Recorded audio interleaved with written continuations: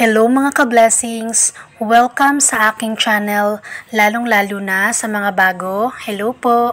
Sa video ko ngayon mga ka-blessings ay pag-uusapan natin ang tungkol sa repetitive content. So kung ano nga ba itong tinatawag na repetitive content at kung ano-ano yung mga repetitive contents na pwede at hindi pwede sa YouTube.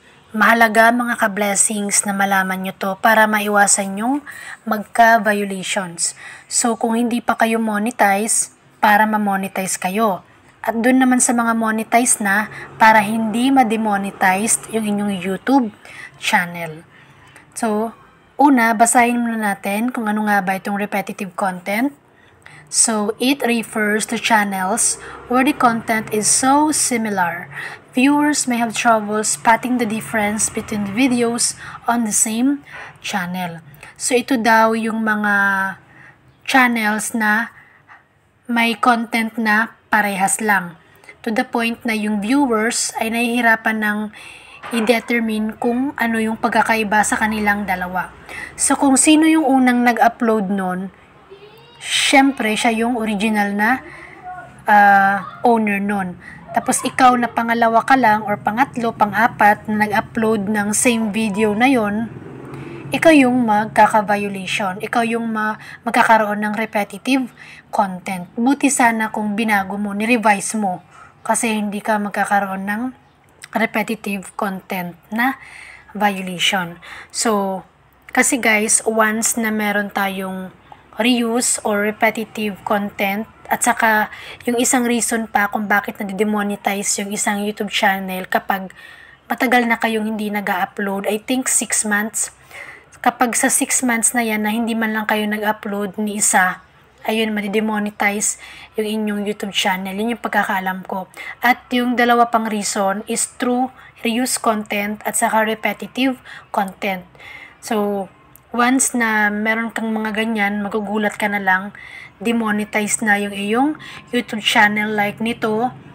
Diyan sa YouTube Studio app, sa may earn, magugulat ka na lang, may ganito na sabi, your channel is not currently able to earn kasi nga demonetize na yung iyong channel. At saka sa iyong Gmail, may email na ganito like, your channel is no longer eligible to monetize. So, once na meron kayong reuse at saka repetitive content, wala nang warning sa YouTube mga ka-blessing. Diretso niya na kayong i-demonetize. So, ito ay responsibilidad natin na i-check yung ating mga videos kung meron nga ba tayong mga reuse at repetitive contents na ipinagbabawal sa YouTube para maiwasan natin itong demonetization. Kasi hindi na nagwa-warning si YouTube, diretso niya nang i-demonetize. So, uunahin muna nating i-discuss yung mga repetitive content na pwede sa YouTube. Una, same lang yung intro at outro ng mga videos nyo. For example, ikaw at saka yung, halimbawa ikaw na si Maria at si Juan. So, same lang yung intro at outro ng inyong mga videos, pero yung tabuuan ng inyong content, kumbaga yung pinaka-topic nyo sa inyong content ay magkaiba, pwede yon. Hindi yun matatawag na repetitive. Kasi intro at outro lang naman ng videos nyo yung magkatulad, pero yung pinag-uusapan nyo doon sa loob ng video ay magkaiba. Ayun, pwede yon. Hindi yun repetitive content. Next, similar content between videos, but each video talks specifically about a different subject you're featuring. So, yung kalagitnaan ng videos nyo ay magkatulad, ay same lang, pero bawat videos nyo ay iba-iba naman yung subject, iba-iba naman yung pinag-uusapan nyo doon, iba-iba naman yung topic na tinatalakay nyo doon, na ipinapakita nyo doon. So, pwede yon. Hindi yun repetitive content kasi yung kalagitnaan lang naman ng videos yung same sa inyo, yung magkatulad sa inyo, pero yung videos nyo may specific kayo na dinidiscuss or pinag-uusapan doon or pinapakita doon sa loob. So, hindi siya repetitive. Magkaiba sila. Okay? Next, short clips of similar objects edited together where you explained how they're connected. So, short clips lang ng magkaparehas na objects. Yan. So, yung konti lang na part na magkaka-same lang yung mga objects na pinapakita. Puro lang mangga din yung sa kanya. Pero, inedit nyo together, pinagsama-sama. Pero, yung pagkaka-explain nyo sa bawat video nyo kung paano sila nagko-connect, magkaiba. So, yung kay Juan, same lang din mangga yung object, pero yung pagkaka-explain niya doon, iba. Din yung sa'yo naman, iba din yung pagkaka-explain nyo kung paano sila naging connected. So, hindi yun matatawag na repetitive kasi may difference, may pagkakaiba. So, ito guys, i-screenshot nyo to para meron kayong copy. Para kung in case gusto nyong gumawa ng repetitive content, ganito yung gawin nyo kasi ito yung pwede. Okay? So, next naman, ito naman yung pag-uusapan natin, yung mga repetitive contents na hindi pwede sa YouTube. So, ito yung iiwasan nyo. Huwag nyong gagawin to. Okay? So, una, templated or programmatically generated content that appears to be from content farms. So, ito yung videos na, kumbaga, inedit nyo na, inedit nyo siya, pero ang kalalabasan halos same lang din doon sa original na may-ari. So parang hindi nyo siya masyadong ni-revise. Halimbawa, nilagyan nyo lang siya ng konting sulat, konting sound, konting mga drawing, pero halata pa rin na hindi ikaw yung may-ari, or halata pa rin na itong video na to ay may nauna nang nag-upload. So, repetitive content yun. Kinaya mo lang. Dinagdagan mo lang ng konti, pero nahalata pa rin ni YouTube na merong may-ari niyan. May nauna nang nag-upload niyan. Kahit sabihin may dinagdag kang konti. Buti sana kung ni-revise mo talaga ng bongga. Ayan, ina-allow yan ni YouTube sa reuse content. Okay? So, kapag kasi nag-reuse kayo ng content guys, pwede yun, basta ni-revise nyo siya talaga ng bongga.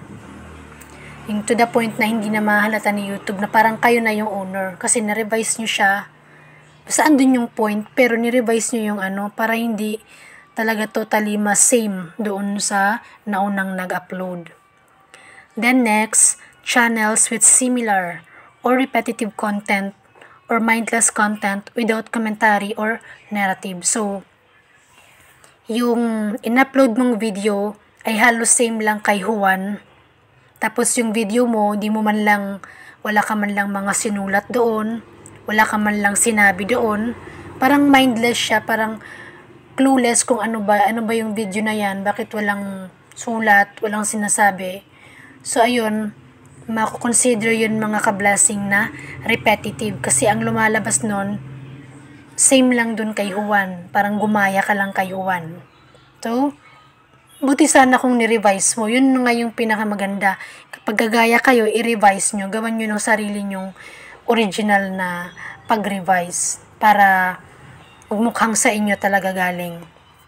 Then next, songs modified to have a different pitch or speed but otherwise identical to the original song. So, ito yung mga kanta guys na iniba nyo yung kanyang pitch, yung kanyang volume or speed. For example, binilisan nyo yung kanta or kaya hininaan nyo, pero ganun pa rin nahalata pa rin siya na same pa rin sa original na song.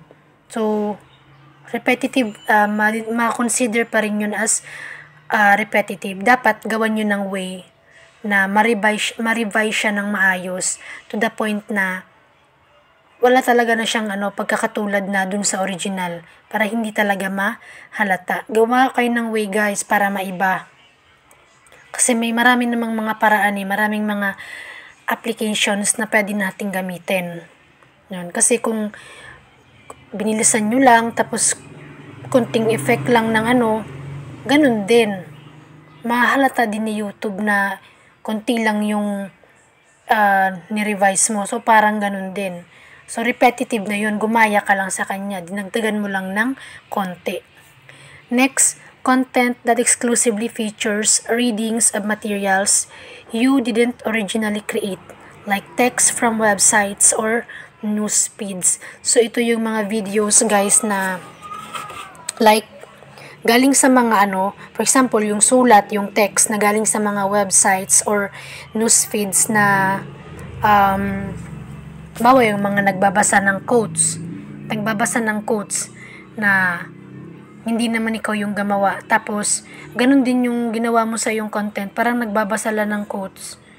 Pero, galing naman siya sa mga websites or news feeds.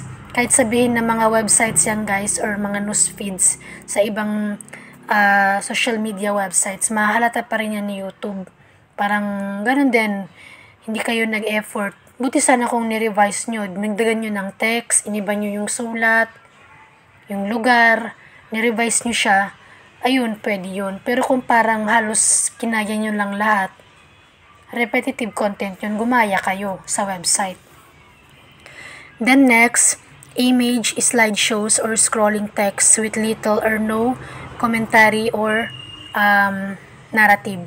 So, yung slideshow videos, guys, merong pwede na slideshow videos at meron ding hindi pwede sa YouTube.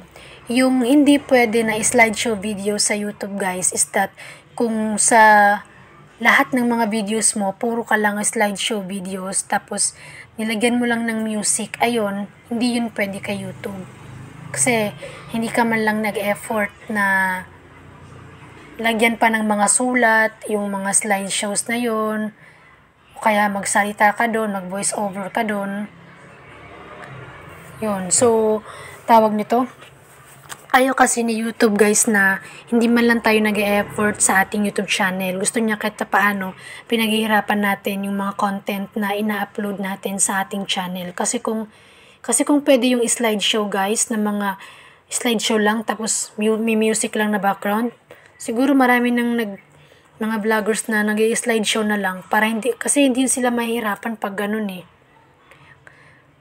Bawal yun, guys, na halimbawa yung meron ka ng 100 videos sa iyong YouTube channel at yung 100 na yun, puro lang slideshows na may music. Ayun, hindi ka niyan mamonetize.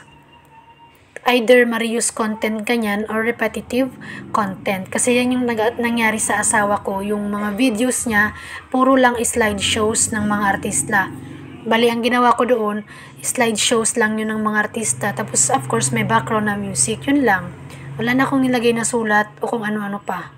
Ngayon, nung nag-apply na ako for monetization, hindi ako na-approve. Na-demonetize yung kanyang channel. At yung nakalagay doon, repetitive content. Kaya sabi ko, hindi pala talaga pwede yung simple lang na slideshows. Tapos, yung pwede naman na slideshows, mga ka-blessing, ay yung slideshows na may dinagdag kayo, nag-effort kayo, like, bawa yung slideshows na yon. Bukod sa slideshows na picture, may dinagdag kayo ng mga sulat, mga informations tungkol sa kung sino yung nasa pictures. For example, si Catherine Bernardo.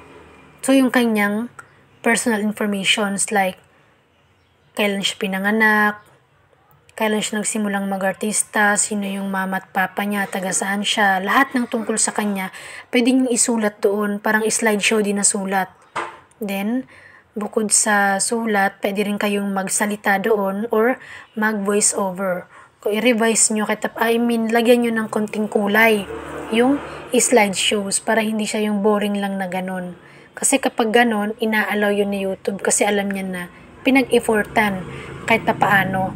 Kasi may nakikita ko, guys, na channel, lang din, slideshows lang din, tapos may music. Pero, yung slideshow niya, yung picture niya, yung unang picture is mula pagkapanganak hanggang sa lumaki, sunod-sunod din yung transition ng pictures. And then doon, naglagay lang din siya ng sulat. Mga personal informations like, she was born in this, o she was live, mga ganon-ganon. At sure ako, hindi na demonetize yung channel niya kasi up to now, nag-upload pa rin siya. So, ibig sabihin, yung slideshows na yon ay pwede. Basta, lagyan ng mga sulat, kung ano-anong sulat, pwede ka ring magsalita or mag-voice over doon. Wag lang din talaga yung simple lang na slideshow na may music. Yun lang, yun yung bawal. Tapos, lahat pa ng videos mo, puro lang slideshows. Hindi talaga mamamonetize yung channel na yan. Kasi, simple lang walang kahirap-hirap na ginawa mo yung mga videos. And then, pwede rin guys, yung slideshow pictures na music lang, basta paminsan-minsan lang. Tulad nung sa akin, yung karamihan talaga sa mga videos ko ay tutorials. Ngayon, minsan, meron akong mga videos na slideshow pictures lang na may music. Slideshow videos lang siya na may music. Yun yung mga, halimbawa, yung gala namin, yung mga pictures namin nung gala namin, in-slideshow ko lang. Tapos nilagyan ko ng music. Ayun, in-upload ko. Okay naman siya kasi hindi naman ako na-demonetize. And then minsan, meron din doon, birthday ng anak ko, yung mga pictures niya nung birthday niya, in-slideshow ko lang. Nilagyan ng music, ayun lang, wala na akong nilagyan ng mga sulat, in-upload ko. Tapos yung binyag pa niya, I think mga 3 yun or 4, 5. Pero hindi naman ako na-demonetize kasi nga, mangilan-ngilan lang naman, hindi naman marami. Yung hindi pwede talaga is, sa buong videos mo, yun lang yung content mo, yun yung hindi pwede. Pero kung yun, paminsan-minsan lang, kung ilang piraso lang naman yun, okay lang yun. Okay? So, ayun lamang mga ka-blessing, yung aking video sa ngayon. Sana after nyo to mapanood, ay nakatulong ako sa inyo kahit papaano at nabigyan ko kayo ng konting idea tungkol dito sa repetitive content. Kung ano nga ba yung mga repetitive contents na pwede at hindi pwede sa YouTube. So ito guys, i-screenshot nyo yung hindi pwede para meron kayong guide. Para anytime na meron kayong videos na gagawin, pwede nyo munang i-check dito para maiwasan yung magkaroon ng violations. Kasi walang warning sa YouTube. Diretso niya kayong i-demonetize. So, kung dati guys, 1 month lang yung hihintayin natin, kahit ilang beses pa tayong ma-demonetized, 1 month lang yung hihintayin natin bago tayo makapag-reapply ulit for monetization. Pero ngayon, sa unang monetize mo, 1 month lang yung hihintayin mo para makapag-reapply ulit. Pero sa pangalawa, pangatlo, pang-apat na ma-demonetize ka, 3 months na ang hihintayin mo bago ka mag-reapply ulit. So sobrang tagal. At kapag na-demonetize yung channel nyo, syempre hindi kayo sasahod niyan, wala kayong sasahurin kasi pag na-demonetize yung ating channel, mawawala yung $sign sa ating mga videos at kapag walang $sign sa ating mga videos, walang ilalagay na patalastas si YouTube. So, ganun po siya mga ka-blessing. So, kung meron kayong mga katanungan, i-comment nyo na lang sa baba. At pa-favor na lang ako mga ka-blessings na sana po ay huwag nyong kalimutang i-like ang video na ito, mag-subscribe sa aking YouTube channel at pakiclick na lang din po ng bell sa gilid para kapag meron akong bagong upload na mga informative videos ay ma-update at ma-notify kayo. And palagi po nating tatandaan na huwag mong isipin ang pagod at hirap. Ang isipin mo yung dahilan kung bakit ka nagsusumikap. Ayun lamang po mga ka-blessing. Maraming salamat po sa panonood. God bless!